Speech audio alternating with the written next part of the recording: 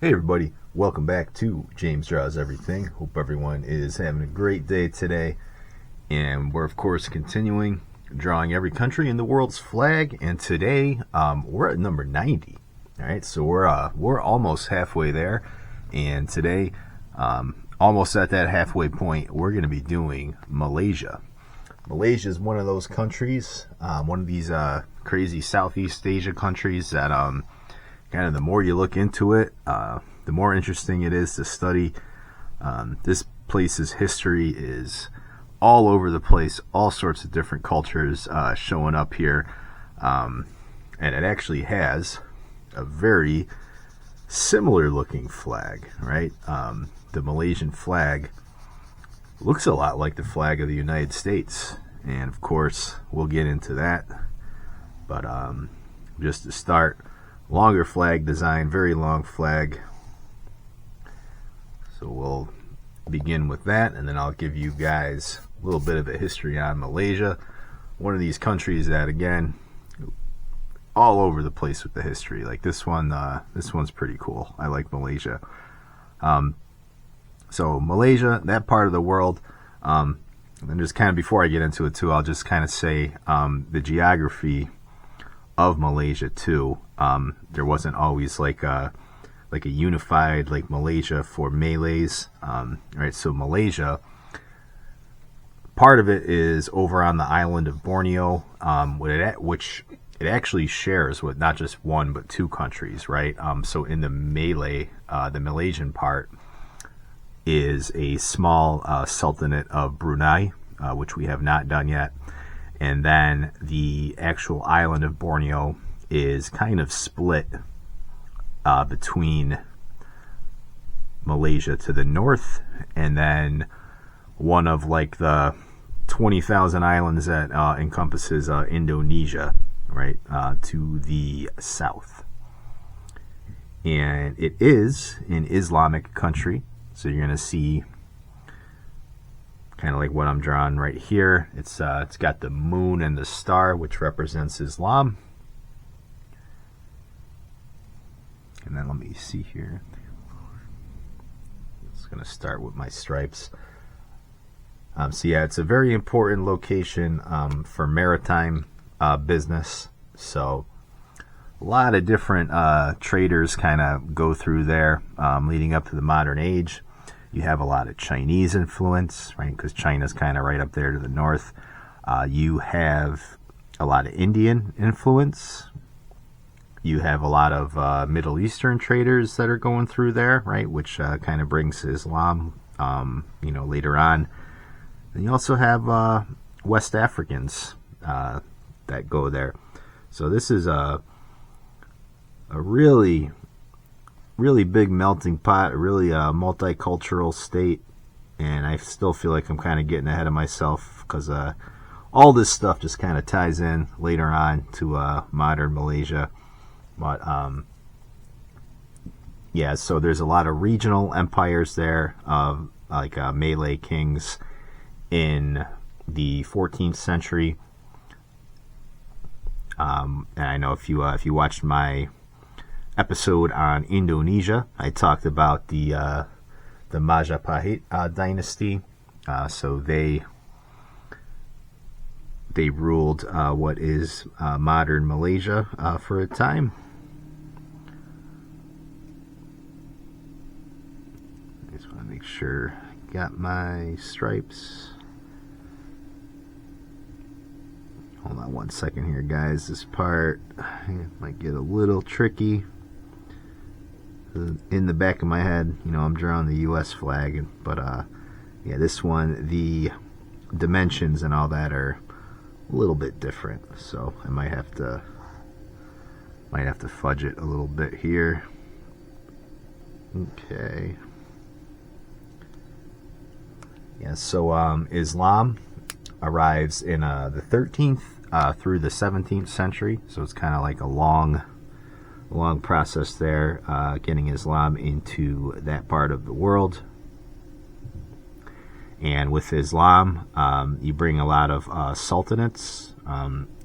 So a sultan is kind of like an Islamic, kind of like a king, right? Like sort of head of state, like a unitary head of state. And then later on, like, you know, I mentioned like Brunei becomes its own country, a sultanate, and then Malaysia kind of has like almost like a federal system. Not really, not like you know, what the United States is supposed to be, but you have some areas of Malaysia that have sultanates, and then other areas have governors, just kind of depending on like the ethnic makeup of that particular region of Malaysia. So the Europeans first start to arrive around the same time Islam is taking foot there. The Portuguese and the Dutch, they kind of arrive on the peninsula of Malaysia. And the British kind of show up after that. British pretty much take control of the entire operation, and the Brits kind of unify all these lands into what's basically modern Malaysia. So that's kind of a British thing.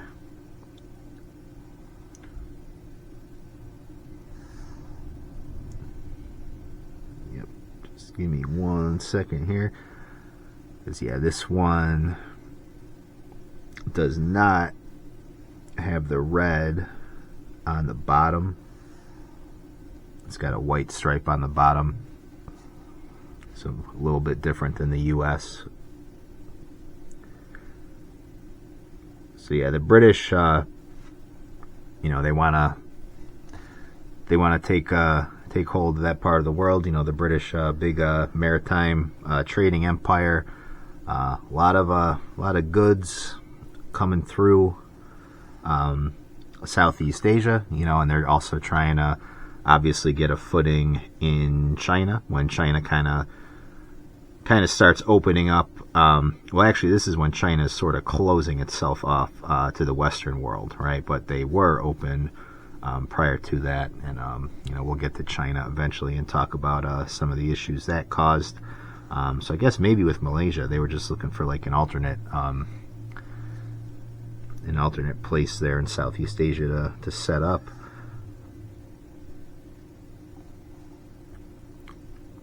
So yeah, the peninsula of Malaysia, so that's what kind of comes off of Southeast Asia there, is kind of joined with the islands of Borneo, which we talked about how Borneo is kind of split up with between Malaysia and some other countries earlier. And then, yeah, on Borneo, Sabah and Sarawak, I guess, are I don't know if you call them provinces, the two regions that make up that part of the island for the Malaysian part. And then Singapore, right? Singapore is also, or was also, part of Malaysia. And we did do Singapore already on this channel, so go check out that video when you get the chance. Kind of going into the modern age, right, 20th century, they are occupied by the Japanese during World War II. World War II finishes up, and you start seeing like a Malaysian sort of independence movement take place, and they starts forming in the late 40s a Malay federation, right? So all these Malaysian provinces kind of become like a unified Malaysian state, but they still allow, you know, some local governance there. Because yeah, Malaysia, very multicultural. In 1965, you know, the Malay Federation is, you know, basically kind of like what modern Malaysia is as far as its borders and whatnot. And the Malaysian Federation, they kick out Singapore. All right, so Singapore, one of the only countries in the world, I still can't think of another one that actually did not willingly get their independence. They got independence from being kicked out of another country, which is, I don't know, that's kind of cool. There's a lot of communist insurgencies there in Malaysia. So a lot of political unrest at that point in time. You know, communism in Malaysia, I don't know if it ever really fully takes foot, but it is there. It causes you know, some issues with the locals, a lot of violence. again, communism and like the Islamic world. Communism is very anti-religion, so it's not really a good mix like on paper. So you have a lot of separate parties and a lot of kind of disunity in this Malay Federation. And one of the problems with Malaysia, again, there's a lot of islands there and stuff, so you got some border disputes. Like I know there's was it Sabak or Sabara? I forget what it's called, but a portion of one of those little pieces of Malaysia that's on Borneo there. That's claimed by was claimed. I don't know if this is still an active border dispute, but with actually the Philippines, right? So when we talked about Indonesia, I kind of went over how Indonesia is absolutely massive. There's like, depending on what kind of math you're using or what your rule book is for this, there's anywhere from like 12 to like 18,000 islands in Indonesia. So yeah, you're gonna have some issues with like your borders, and as far as everyone claiming certain things as their own, and that goes up for dispute. And one of the other issues with Malaysia and like the multiculturalism stuff, and Thomas Sowell always talked about this. He always brings up the Malays. So when the British arrive, remember the British, their big thing is relocating workers and people, right? They do this all over the British Empire, like all throughout history. And Malaysia was no different, right? So the British bring a lot of Chinese and a lot of Indians there. And the Chinese start really outperforming the ethnic Malays that are on the island, and that causes some trouble, like with the locals. Again, Malaysia is very multicultural, so they start instituting a lot of like affirmative action policies, right, to give Malaysians preferential.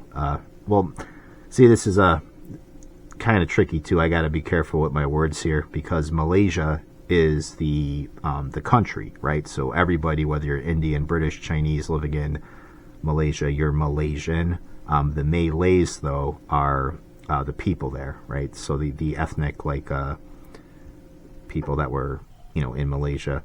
The ethnicity as opposed to the nationality. I hope that makes sense. So the Malays get a preferential treatment over the Chinese for a lot of these like affirmative action programs in government and whatnot. And that actually does kind of cause some problems, because you're going to get a massive brain drain. So the Chinese, just, for it is what it is, they tended to be more industrious and productive there. And, they got pretty much all of like the degrees, and all of like your engineers and stuff were ethnically Chinese. So a little bit of a resentment there from the Malaysians, and they've have had some problems with going into the modern age, because they kind of chased away like their most productive people. But that's a song and dance that happens all over the world, right? Not just Malaysia. But they did have a bit of a resurgence from 1981 to 2003. This guy, Mohammed Mahathir, he was their prime minister, and they achieved quite a bit of a economic resurgence during that time. So he privatized a lot of industry. He was pretty much an anti-communist. Privatized industry, opened it up to trade, made the country very business friendly. So, you see a lot of stuff manufactured in Malaysia, kind of closing in on the end of the 20th century, going into the 21st, right up into modern times. And yeah, this guy's he's kind of interesting, right? Because he was I think his parents were Malays. One of his dads though was like half Indian, or one of his dads. His dad was I think like half Indian, half Malay. So there's a lot of interesting sort of ethnic movements and stuff like that in Malaysia as well. So, there was some movement stating that, like, anybody in Malaysia could be a Malaysian, and then they kind of switched to where, like, it became more about Malay nationalism. So they're kind of all over the place with that. This guy also kind of fought against the international community about claims of Malaysia being eco-friendly. He called it eco-imperialism, which I can kind of understand that, because he said that their palm oil industry was very renewable and clean and whatnot. But a lot of that environmentalism stuff is just basically honeypot politics, right? You have to use my product or service, and because we say that yours is too dirty or something, when that's usually just semantics to get your friends jobs, right? And if you're forced to buy a certain product. But get away from the econ talk there for a minute. Let's go back to Malaysia. So yeah, he's I think he willingly steps down in like 2003, and there's a different guy who was actually jailed for crimes that I don't know if I want to talk about here on the channel, because it's kind of weird. He becomes prime minister in 2022, and he was kind of like a long-time politician, right? Again, he was jailed. He was like in one of the opposition parties for Malaysia, and yeah, so he's in power now. We'll see what happens. Again, Malaysia, they still have sultans in some areas, governors in others, and then they have one prime minister for the entire country. And again, I mentioned the problems with brain drain going forward. They are an aging population, so a lot of the workforce that is coming into Malaysia is not skilled labor, right? So they don't really have a demand for unskilled labor right now, but they chased off a lot of like the Chinese and the Indians that were, the productive class with these policies, these preferential treatment policies. And yeah, go read some Thomas Sowell, because he talks about that over not just Malaysia, but how similar results happen basically everywhere you go when you try stuff like that. So he's always a good read. And James, this flag looks awfully familiar, and you would be right. It looks like the flag of Liberia. No, I'm just kidding. Well, it does, but it also, more importantly, it looks like the flag of the United States. And little known fact, the flag of the United States was actually based on the Malaysian flag. I bet you didn't know that when you were waving your red, white, and blue. No, I'm just kidding. They based this one on the United States flag. So this flag was designed in 1949 when the Malay Federation was in its early formation stages here. And I think the way they did it was kind of cool. They actually had a contest. So they had something like 373 entries into this contest, and they picked the winner. And I think the guy, he was like a 29-year-old, some kind of public servant. He was in the public sector doing some kind of infrastructure deal. So that's kind of cool. So they, they base it on the U.S. flag. It looks like that, but they actually say that the colors represent the Commonwealth, right? So they did still have some ties to Great Britain, and so that red, white, and blue, and then the star, the yellow star and moon, that is Islam, and the 14 stripes stand for equal status in the Federation of the 13 member states, and then the other one is the federal government, so 13 plus 1. 14 points on the star, unity between all of those entities. The crescent, again, traditional Islamic symbol. Blue symbolizes the unity of the Malay people, and the yellow is the royalty colors of the Malay rulers. So that's Malaysia, and it's one of those countries where it's really got a lot going on. There's like there's so many different cultures and stuff that are kind of coming in and out of this place. It takes its political influence from all over the place, and then even to this day still, right, it's not like a unified Malay republic. There's still a lot of different people there. So yeah, and again, they kicked out Singapore, right? So Singapore also multicultural, but as we talked about in Singapore, Singapore has one Singapore kind of rule, right? So very totalitarian. When you're multicultural, sometimes you have to be, right, to make things work. As you can see, like, with some of the policies in Malaysia, multiculturalism maybe didn't really work as well there. So interesting country though. And so that is Malaysia. And let me know what you think. Like, comment, and subscribe, and I will catch you on the next video.